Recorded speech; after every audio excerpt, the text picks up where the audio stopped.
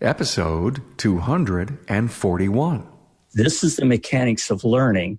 These are how we learn and the techniques that build on that and standing up on it to get on that pathway of realizing your full potential. All of my classes, the underlying thing is to plant those seeds of self-awareness, learning awareness, which are two of the seeds that you were asking me about earlier.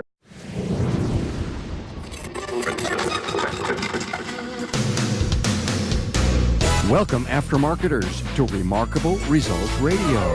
Listen to learn just one thing from today's episode on your journey to remarkable results.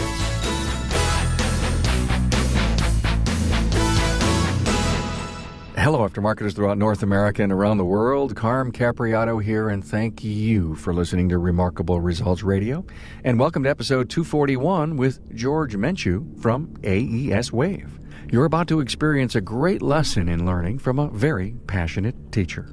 This episode is brought to you by Federal Mogul Motor Parts and Garage Gurus for serious technical training and support online, on-site, and on demand. Garage Gurus is everything you need to know.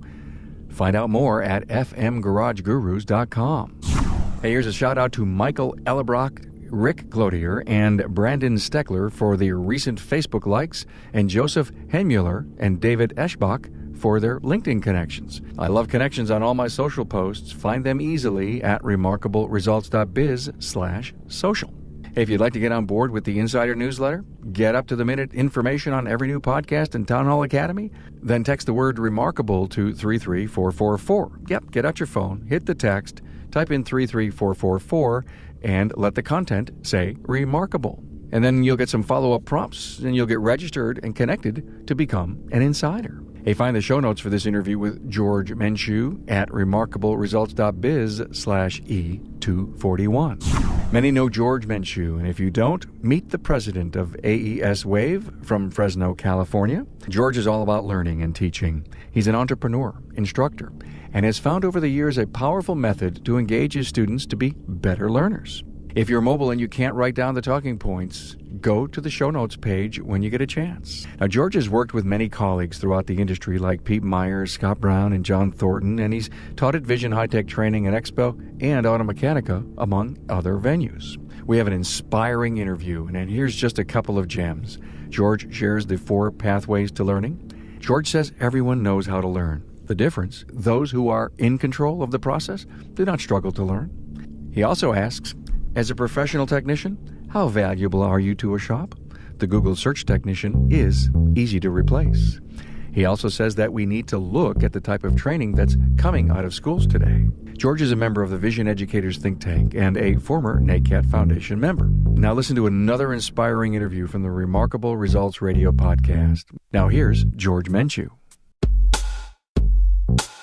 A warm welcome to George Menchu, the owner of AES Wave and a renowned industry trainer. So happy to have you here, George. Welcome. Carm, thank you. I'm excited to be here. Yeah, AES Wave, really cool company. How'd you start the business? The seeds for the business started when I was very young, but I won't get into that. I love those stories that you tell when you were young, though, I have to tell you. Man. Maybe another time, yes. Yeah, well, one thing I will tell you about what led to AES, it's been a string of events that have happened throughout my life. And it's been very odd because the key points that happened along the way, starting really in the summer after 6th grade, I still remember these events. I knew that they were important events as they happened. In one case, it was something as simple as listening to the radio, and Dr. Joyce Brothers came on, and she made a point about overachievers, how they make a list of all these things that they want to accomplish during the day, and then they don't accomplish it, and they get mad at themselves. And she made the point that they're teaching themselves to fail by having this huge list. Mm-hmm. And one of the things she said was, train yourself to be successful. And her point was, start all over, make one thing on the list, get it done, and tap yourself on the back and say, look, I did it. And then you do 2 things and you slowly progress up. And by doing that, you learn what you can really handle and have a real expectation. The big point underneath that was train yourself to be successful instead of overwhelming yourself and not accomplishing your goals and being mad at yourself about it. So anyway, just a bunch of little things had added up, and that was one of them, one of many. Finally, what had happened as I was working on cars, I wanted to be an inventor. And I knew that the way to do that would be to learn electronics, or at least that was going to be my pathway for doing that. So I went to school at the University of Radio Shack and the bookstore and the library. Okay. I studied electronics. And I just loved it because with a lot of electronics, there is a lot of logic to it, especially when you get into microprocessors and digital logic gates and things like that. So it tapped into my desire to master the mechanics of the way things worked. In the course of learning electronics, I started using a lab scope. And so, I had already spent many years working on the wiring on cars and really enjoyed it. So they just all came together one day and I said, well, I'm surprised everyone's not using a lab scope. And I made a test lead kit and wrote a book. And that's what started AES. Wow. Did that Joyce Brothers quote have anything to do with how you feel about being a power learner? Yeah, probably so, because in all the years that I've done training, I tried to study the interactions I've had with the people that have come to my classes. But along with that, I've always studied the challenges that I've gone through in learning, where my weaknesses and strengths are, what I was good at, what I wasn't good at, and how you overcome these obstacles. So a lot of the things that I've done, I just have a high school education, so I'm very much self-taught. And even back in school, I had this thing about not listening to the teachers. It just... What do you mean? You mean that you just didn't like that part? No, I wanted to figure it out for myself. Oh, don't tell me, right? That's right. Give me the starting point and the direction. Let me see if I can figure it out for myself. Wait a minute. Are you a guy who buys the toy for the kid and never reads the instruction? Well, that does happen a lot. And I have paid the price for not reading the instructions many times. But that's part of the adventure. And on a serious note, when I first started training it, I was teaching about lab scopes and waveforms. And I saw that the big challenge was the learning. How do we, what are the roadblocks and how do we get over them? So I had started studying about learning, just like I started studying about electronics. And over time, I realized something as I was reading all of this high-tech learning stuff with all the big words in the PhD type of language. I just felt that there was this disconnect. Even though I'm sure everything that I was reading was like the pinnacle of studying about learning, it wasn't, at the street level. It wasn't at the shop floor level. It's about the individual and it's about what they're facing with, and you've got to be able to speak their language right in their style to reach them. Learning is about reaching people. So that's one thing. The more I read, the more I said, what's the shame about reading all this? Is it because it denies me the opportunity to discover it for myself. And so it was, I'm going to stop reading this stuff. Wow. And I'm going to try and learn it, not through their experiences, but through my own. So, it's a personal thing. Yeah, that segues so perfectly into the three pathways of learning that you have. It's just, I think it's a perfect segue. Can you talk to us about that? When it comes to learning, there's many ways to break it up. There's like 3 different levels of learning, or maybe 4 different levels of learning. So, for example, there's a mechanics of learning. Mm-hmm. The learning that takes place that we have no control over. It's just the way it works.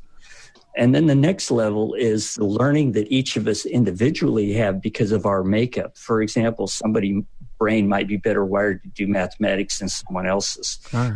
People talk about learning styles. And then there's another level up, and that's what I call environmental. And environmental learning has to do with the environment you grow up in. So, for example, if you're in an environment where they never teach you to read, you don't know how to read, so that is a learning weakness you have. Mm-hmm. And then the final one is specialty learning for a special task. So those are 4 levels of learning. So all the years that I've done classes, my focus has been on those who are struggling the hardest. Because on the other side of the spectrum, you get guys that are good. Well, they're already on their learning pathway. They're already realizing their full potential. They're on their way to doing that. So if I look at the guys who are struggling the most and say, how do I get them on that pathway to reaching their full potential? Got it. And so that's where these 4 steps came from. And what I've learned for those who are having the most trouble, the main problem is understanding the mechanics of learning. So in all the years that I've done classes and we've done exercises and I tried to analyze what the problems were, it wasn't because they were hands-on learners. It wasn't because they were visual learners. That's almost never, ever the problem. The problem goes into this simple idea. Those who are successful, let me say it this way. Everybody knows how to learn. Everybody does. The difference between those who struggle and those who are not struggling is the guys who are not struggling are in more control of the process. And a lot of them don't even have to think about it. It's like when you develop a skill, you force yourself to learn it, it becomes a habit, and then it becomes an innate part of who you are. It just develops, and you don't even have to think about it, and they're just good at what they do. The guys and gals who are struggling, they know how to learn, but they're not as in control of the process. And what level of process is it? And it's not because of a learning style. I'm talking to Bud Houston, a technical product specialist with Federal Mogul Motor Parts. Do you actually put products in the hands of the technicians? Yes, absolutely. Anytime there's new product introduced, perhaps a new problem solver or a new technology, we keep that stuff on the van just because their local parts supplier may not have it available. And we think it's important to show them what's coming. And then seeing the part is really, especially with the new OEX, seeing the part and touching the part is something that changes perspective rather than just a piece of paper with a picture of the part. Okay, so you put an OEX pad into the hand of a technician, and you've done this, I'm sure, hundreds of times. What do you see on their face when they see it? You can tell they get it. You know, in our industry, there's technology that we use all the time that you look at and you're like, that just doesn't make sense to me. I'm going to take your word that it works. You put an OEX brake pad in somebody's hand, and I just ask the question, why does this look so weird? And they're like, I bet it's to make it cool. They get it as soon as you put it in their hand. So technicians holding your product and listening to your presentation, do you ever see the light bulbs go up? They raise their hand and says, boy, I've got a great idea for you? Oh, yeah, absolutely. Not only does that happen, every time I'm with a group of guys, I solicit ideas. I'm like, listen, a lot of the stuff that I've shared with you originated in a bay somewhere where the technician said, you know what, if you could do this, it would be really cool. And so the stuff that I get, I send up, to our engineering team and say, hey, could we do something like this? And there's things in the works, and there's some things that came out recently that originated in, hey, if you could do this, it would be helpful. Because at the end of the day, I think Federal Mogul's known in every line to be a problem solver, and not just solving a problem, but making an installation easier as well. Federal Mogul Motor Parts' Garage Gurus is your go-to source for the vehicle training, technology, and answers you need to keep your next job on track. On-site, online, or on demand, the Gurus are here to help keep your business and your career on the road to success. Visit fmgarageguru.com. Going into class, being in front of that class with all of this knowledge, are you then looking for maximum knowledge transfer based on all of these variables? How is it that you get everyone that's at a different phase to learn as much as they can? Well, it's kind of difficult in a certain respect, because if you get the guys who are really high end and I like to focus on the guys who are having difficulties. And so how do you balance out the needs? Well, first you got to just have interesting content, something unique. So the expert guys are going to absorb it quickly, but hopefully they can appreciate it. But the other thing is that with the expert guys, let me show you how much you really know, and let me help you become aware of what you're doing so you can even be better at what you do. So that's kind of the strategy that I take.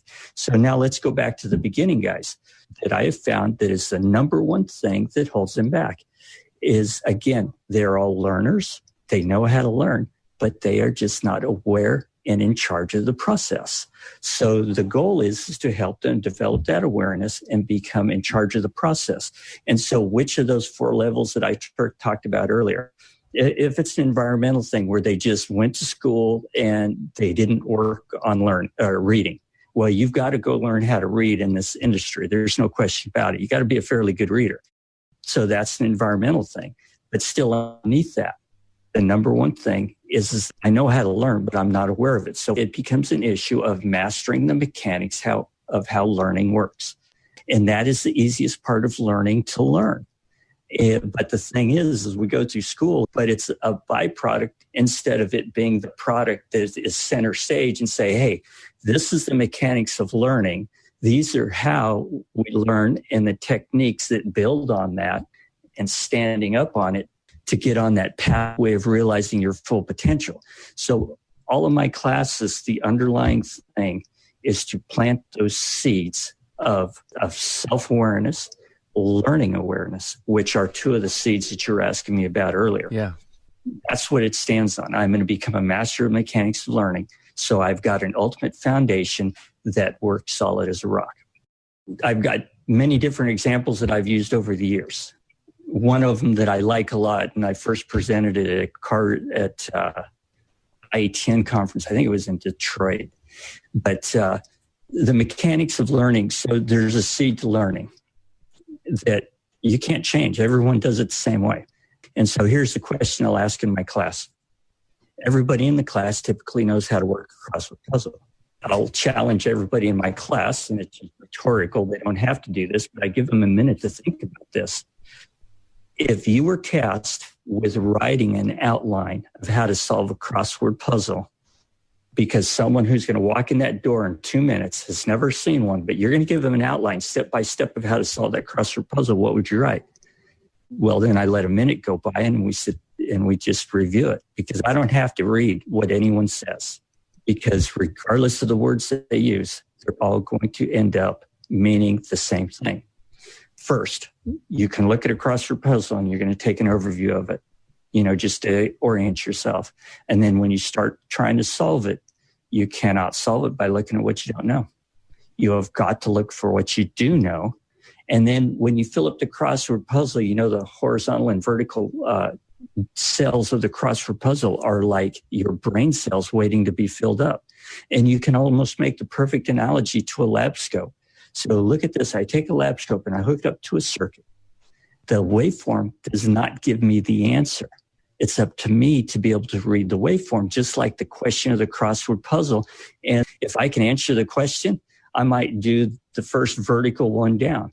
Well, that vertical one down gives me clues for the horizontal ones that intersect it. And so the crossword puzzle, I look for what I know, gives me clues for what I kind of know. And then if I can answer those, I now get to focus on what I don't know. And I have the most clues and all my variables all lined up because I can focus. And that's how it's done. And that is the analogy of the mechanics of the way we learn. You just can't do it any other way. George, it sounds like the perfect analogy of what a diagnostician does. It is. It's just the way we all learn. It's, years ago I read this Life magazine and it said in this thing about, you and I talked about this before, but it talked about the way babies learn. And at the time they were saying, scientists say they learn by making relationships to what they already know. There has to be a connection. And if you think about it, if you turn your awareness on and you start thinking about when you're trying to learn something, you can look at what you don't know all day and it ain't going to change. What you know about what you don't know is you don't know it and you've got to set it aside. And what do you look for? You look for the things you know. And here's an example from my own experience. I worked on Datsuns, Toyotas, and Volkswagens. One day the boss's best friend brought in this 8-cylinder brand new car and had all the fancy cowling. And I opened up the hood and oh my goodness, what am I going to do? I felt overwhelmed. Well, I just naturally did the right thing. I went out and got what I did know, and that was the manual that they brought with them. I opened it up, and there's a wiring diagram, and I know electronics. And so I started with what I know. Oh, here's the throttle position sensor. I went and found it. I referenced everything in that diagram, which looked 100% familiar, and then I looked for it on the car, and within a half an hour, I had a very good overall understanding, and it was no longer a stranger that overwhelmed me like it was when I opened the hood. So again, crossword puzzle, that scenario is exactly the same. So let's go back to what we were talking about. This goes into that idea of self-awareness, because by being aware of these things, I am teaching myself to be in control of the learning process instead of it being a byproduct. So if I can master the mechanics and I could start seeing them playing out when I'm not doing it right, like I'm getting tunnel vision, I can teach myself to self-awareness. I'm getting tunnel vision. That doesn't work. I know that I don't know this, so I'm going to set it aside. And what am I going to do? I'm going to go look for what I know. And that's what it's all based on right there, pretty much. Well, I'm motivated. I'm inspired. Well, thanks for that. You know, we started out the episode about AES Wave and your company. And what do you love to do at work every day? What's your favorite task? Probably the thing that I like the most is when everybody's gone and I'm working here late at night and I get to focus on something. I knew you would say that. Let me go figure it out, right? Yeah, let me go figure it out. That's the joy that I've always had. You know, Carlos, who runs the day-to-day operation, he does an excellent job. And he takes a lot of running a business off my back. You know, we got a lot of things going on here. So the office end of it is very intense. What a great guy. I mean, you know, I almost look at you as a pure entrepreneur. You know, I want to be in the lab, you know, and I want to be experimenting and learning and doing these things. And your brother Carlos runs the business for you. And I think, I don't know if you probably find a better partner like that to help you. Oh, yeah, it's been wonderful. And you know, we kind of come from the same philosophy of doing business. You know, I like to say that, unfortunately, I say that there's a lot of people in the industry that I see more often than I do my neighbors. Over the last 25 years, you know, had the great opportunity to build a lot of great relationships. And so for me, it's kind of like a family thing. Yeah. Not just with my brother here. My mom actually works for us. She helps us find all the, she checks all the credit cards and does all sorts of things for us. So it is kind of a family business. It is a family, yeah. The whole industry is the family. We're in this together. I mean, my hair was not gray when I started, and now it is. Well, it's been gray for a long time. You and I are going to compare. You're much whiter than me. I'm hanging in there. I mean, we're looking at each other. Yeah, we're looking at our white hair here. Yeah. Well, I blame it on my mom. She was gray in her 30s, and so was I. But, you know, this is it. Work is a big part of our lives. And so I look at it that way, you know, and I'll take this opportunity to say one of the greatest things that I love about the businesses are those relationships. You know, when I started my business, I started out with very little money and I was working day and night to the point of absolute exhaustion. It was a lot of the people around me, from my neighbors at the time to people that didn't even live in Fresno, of course, customers that just helped, you know, keep me going and staying focused and had me covered. And wow. So I always say I got a lot to be thankful for. I also hear that you're a very generous person too. Hey, you know, you mentioned just a moment ago about the industry and relationships. What are your general thoughts on where we're headed in the industry as a whole? In general, the industry by itself isn't going to change very much. You know, I've been involved in a lot of discussions about, you know, the education side to the Vision Educator think tank. And in past, I was on NACAD Foundation, and I've always had an interest in educators, and I'm a big fan of educators, just huge fan. Yeah. So these things have always interested me from that perspective. But in the overall industry, it's kind of difficult because we have cars that are old, barely hanging onto a thread, to brand new cars. And we also have shops that are maybe shouldn't be in business that are, and high-end shops. There's always going to be this full spectrum. So I don't know how that's going to change. But, when you think about the importance of transportation to the fundamental fabric of society and the importance of it just for safety, you would think that something has to be done. There has to be very strict minimum qualifications. So it's a very difficult situation. And when we start seeing these cars driving themselves, it's just going to get worse. But it's such a big industry, there might not be anything we could ever do. It's too big to move? It almost is too big to move. Yeah. If we did move, it would almost like be saying half of the shops out there are out of business. How can you do that? Because a lot of them could be good people who are trying to do the best they can. So then the only thing that I can see that we can do is just try to get people more and more involved into, the core of the industry that is always trying to move forward and build things up. So I think with the idea that self-driving cars are going to come into the equation, the roads are going to be extremely dangerous. Well, because that's going to be an experiment for years that we're going to be suffering the consequences of potentially. Do you see all the technology changes, the AES systems in cars today? Do you see that as an opportunity for shops that want to stay on the cutting edge of learning and education? Oh, yeah, absolutely. When fuel injection came on the cars, it helped separate those who try and those who are just kind of getting their jobs done. And the separation is continuing to grow. And of course, the older cars are eventually going to fade away, and we're going to end up with these, rolling computers. And that's going to change the industry in itself. But at the same time, with all the free information that's up on the internet, the do-it-yourself market is growing back up again. Because you can go on to Google, I've got this problem, I've got this code, what do I do? And there's an answer for you. Silver bullets, they're called.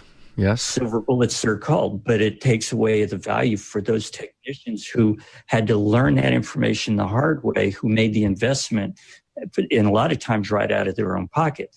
So, this is such a spider web of issues here. It is hard to see where we're going to end up.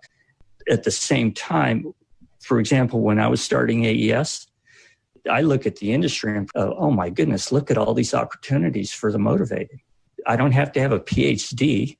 I don't have to, go to school for 10 years to become a doctor like you do to become a doctor. I can just sit here in the middle of nowhere, little small town USA, and come up with something creative that could be a product, start my own business. Look at all the guys that are doing programming right now. Yep. What a great opportunity that's been. It's a perfect relationship. Here's a shop that doesn't get into the high tech. Here's a mobile tech that can fill that need for them. So, it's been a great opportunity for those who are willing to take the chance and look around and try and find them. Is the web making experts out of techs and giving them maybe false direction? I don't know how to say it any different or any better versus, the education that you and your peers are doing in the industry. Can someone survive, I guess, on the web and be semi-successful? Yeah, well, let's look at it this way. So when I look at things like that, I like to sit back at things and look at the mechanics and see how they work. If you're a business owner, what's your first priority? Make money so you can keep the shop open and feed your family. So here's what I lived through with people that I was selling to and interacting with when I started AES. There's a step one when things went to fuel injection, and it's based on this comment. I have to make a living. Just tell me what I need to know to get this car fixed. Okay? And you can't blame somebody for being in that situation. Mm-hmm. You've got to make a living, and you've got to get the car fixed. Mm-hmm. And then over time, it would go to the next step. Okay, tell me what I know to do the test. And then it became, help me understand the test. And then it became, help me understand the technology. And so there's this progression of becoming self-reliant. Now let's fast forward. We have this crutch of Google and information available. It allows them to be successful immediately. So the underlying thing that we have to accomplish as an industry is inspire people to want to improve themselves. We don't, then they become what I call a go-no-go gauge.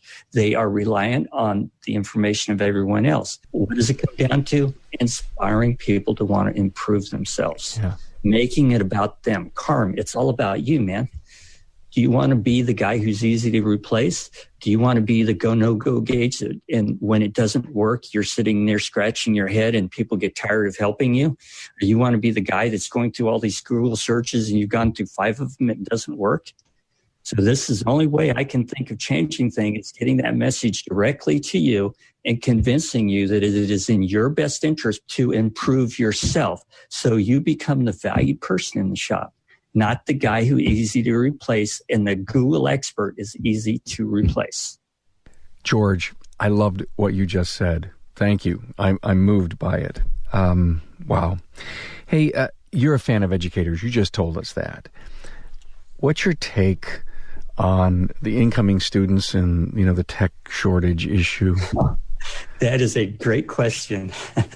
All right. So this year I did a seminar for Fresno City College, and I did one for Bakersfield City College. Every time I go into a city college and do something like that, I walk out just absolutely floored at the quality of student. It is just amazing, their depth of knowledge, their eagerness to learn, their willingness to speak up in a class, and their willingness to question. And when I hear someone say, the quality of the student's not there, from just those 2 examples, which it's probably reflective of a lot of what's going on, there is some great quality in there. And so I wonder if sometimes the folks that say, we need higher quality students, I wonder if they're looking at it differently. So they might be coming in looking at it, well, I'm a shop owner and I lost one of my key guys and I need to replace him. Well, I can't go get him at the school because they're not at that level yet. But if you go sit in a class where it's interactive, like mine's very interactive, we get a lot of discussions and, I can see the excitement on their face. Yeah. I can hear their reactions to questions and the way they're solving problems. It's inspiring. So if the classes at these colleges are full coming in and we're losing these talented folks to other industries, then what's the problem that needs to be focused on first? That is keeping them in the industry instead of, we need more to come in. So I wonder, is the industry forgetting to focus on the most important problem here? And I don't know the answer to that. No, you know the answer to it. I think we need another hour to talk about it. Yeah, don't get me started, right? That's kind of where I was going, yes. Yeah. I had breakfast this morning with a local shop owner group, and this was the exact discussion. And some of the guys that own their shops that used to work at dealerships have, seen the recruitment out of the colleges, go to the dealerships, and 5, 6, 8, 9, 10 months later, they're no longer at the dealership. And there's a lot of factors. Right. There's excitement and allure, to go to work for a big company like that. But so many of this one guy's friends were, working for fleets, the electric company. They just moved on to other things. And either the independent world that, we are so much a part of isn't recruiting. The pay may not necessarily be there. The apprentice programs aren't strong enough when they really get into commerce. Boy, and you know what? You've been on these education think tanks and these discussions ad nauseum talking about the same thing. And I think the more we talk about it, the more we read about it, the more people listen to podcasts about it, we may slowly start seeing some of those changes happen. And I think we just need to run better businesses too. But, as far as those changes are concerned, again, I think that what's missing is a good layout of the underlying mechanics. Here's the process of them coming into the pipeline, coming out at high school, coming out at the end of college or city college, and here are the steps. Where are the problems? And let's identify and see what we can do. Now, you talked a little bit about the shop owners versus a dealer. Well, a dealer probably has quite a bit of turnover, and they have jobs for low-end guys that they can slowly work up in. Independent shops, it's a little bit different. It's probably very easy for them to find someone to come in, and they can teach how to change oil and, pull tires on and off and do all those basic things. They don't need someone going to school necessarily to do that. Okay. But the shop owner, if you take a medium-sized shop owner, maybe he has 3 or 4 techs. Well, if he loses a tech that is performing and making money for them, they need someone who can step into that place. So there is a gap between what can come out of school and what they are. And everyone says, well, you have to grow your own. Well, anybody who's a small business owner knows that sometimes there's just not enough time in the day, and it's difficult to take on more of a load. So you have to go find people that fill the gap that is open. And again, a shop owner, mid-sized business, they might not have very many openings for someone that just got out of school. And that's just the reality. Maybe what needs to be looked at is the type of training that is coming out of the school. So if I have, I'm teaching someone that's going to graduate from college that has this wide variety of training. What do you say I go out into my community and find out what their needs are? Don't expect them to come to you. You got to go to them. They're busy trying to make a living, paying the bills and spending time with their family. They might not have time to get on your advisory council. So here's the one that from my experience. On the street that I worked on, there were guys that were experts in American cars. I worked on Datsuns, Toyotas, Volkswagens, and I knew very little about American cars. They always needed my help, though. Why did they need my help? Because I knew electronics, I knew wiring diagrams, and I knew how to use the test equipment. And so when you put us together, we were a very valuable team. So now, same thing would apply. If I can take a student and show them how to color code a wiring diagram, understand the voltage conditions and then the voltage test, and how to walk through the diagram and use the color coding as a step for analysis of the strategies of the diagram. And they can walk into a shop that has guys who just never picked up a lab scope. They know how to use a multimeter, but they don't really understand it.